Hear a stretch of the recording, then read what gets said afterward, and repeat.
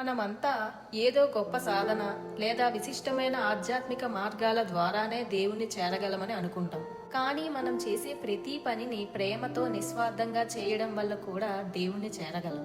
దీనిని ఒక కథ రూపంలో తెలుసుకుందాం. ఒక అడవిలో ఒక సన్యాసి సంవత్సరాల పాటు ధ్యానం చేస్తున్నాడు. ఒక రోజు చెట్టుపై నుండి ఎండుటాకులు రాలిపడ్డాయి.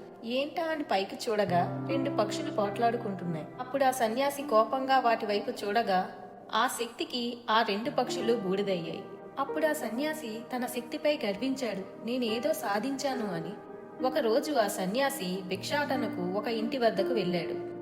ఆ ఇంటి గృహిణి కొంచెం ఆగు నాయనా అంటుంది. అతను అహంకారంతో నన్ను ఆగమంటావా అంటాడు.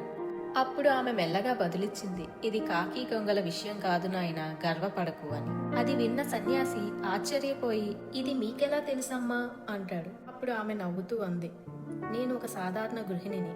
నా భర్తను సేవించడం, దానికి ముందు నా తల్లిదండ్రులను చూసుకోవడం, అదే నా యోగం. అలాగే నా అంతర్జ్ఞానాన్ని తెలుసుకున్నాను.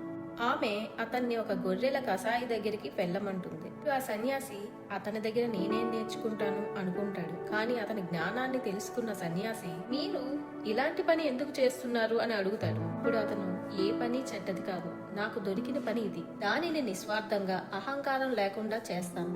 నా తల్లిదండ్రుల్ని చూసుకుంటాను. దేని మీద ఆసక్తి లేకుండా ఉంటాను. ఇదే నా ఆరాధన. దీన్నే నమ్మి నేను సత్యాన్ని తెలుసుకున్నాను. ఈ కథ ద్వారా మనం తెలుసుకోవాల్సింది ఏంటంటే, లోకాన్ని విడిచిపోనక్కర్లేదు. మీ పనిని ప్రేమతో చేయండి, అదే ఆరాధన అవుతుంది. తద్వారా దేవుణ్ణి చేరుకోవచ్చు.